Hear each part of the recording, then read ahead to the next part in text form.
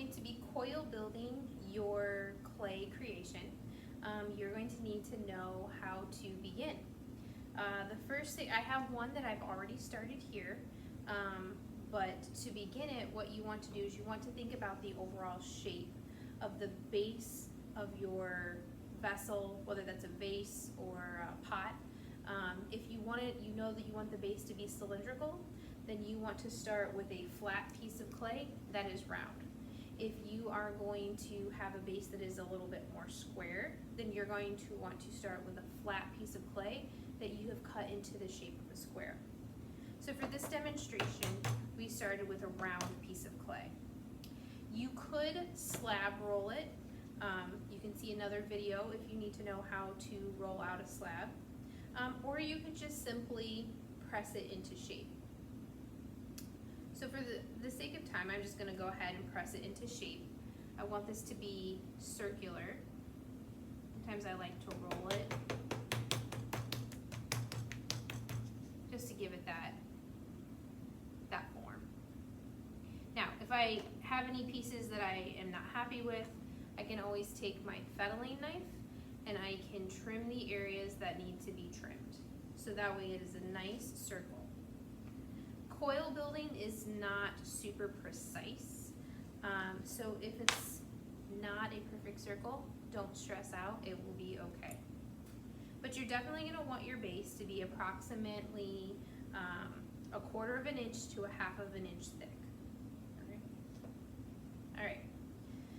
Again, anytime that we have clay being attached from one piece attaching to another piece, you need to make sure that you are scoring and slipping. And that goes along with coil building too. Here we want to decide, are we going to start our coils? Do we want our piece to go straight up as a cylinder? Do we want it to widen, or do we want it to come in and narrow out a little bit? In this piece, we started out as a cylinder, and then we just kind of started to add it so that it, we expanded it so that it went out. I'll add on to this one here just a little bit, but I wanted to let you know how to get started here. So the first thing, like I said, you need to do is go ahead and score. You can use your needle tool, or you can take a fork and you can scratch the surface where that coil is going to be. And then you also want to make sure that you scratch and score your coil. I like to add slip to the base piece. I just think it makes it easier to work with the coil.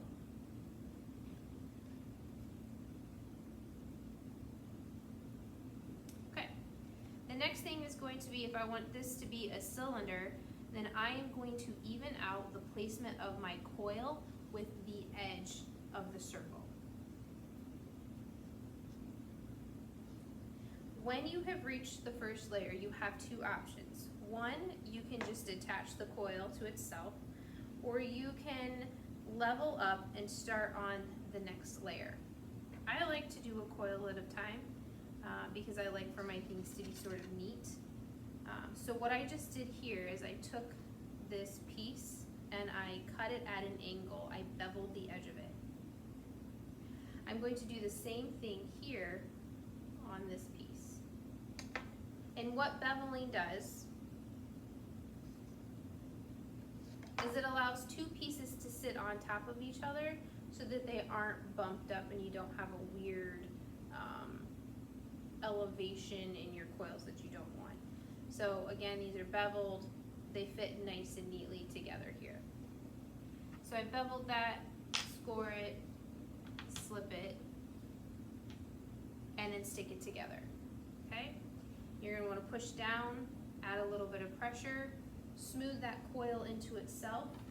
You can take a ruler, lightly tap all the way around, gives it that nice even pressure, and then you can add on your next coil. Always scoring and slipping in between.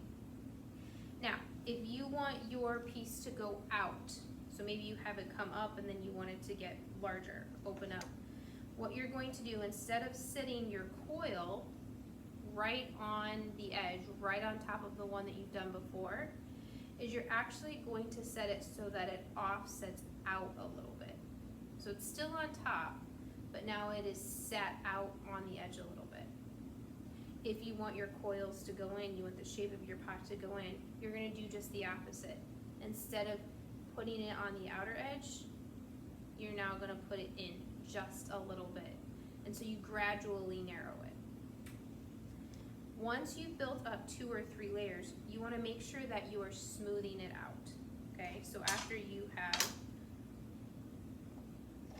squirted it, slipped it, applied your pressure, we now want to smooth it out.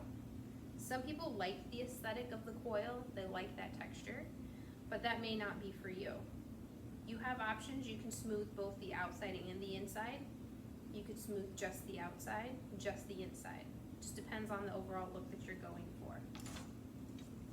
You can take a rib, or you can use the back of your thumb. And you can use these to pull the clay up and smooth it out. So I like to start at the very bottom. And I just like to notice that I'm bracing on the inside. I like to pull up on that clay and smooth the layers in together. This one isn't fully attached. This is just sitting on the top for an example.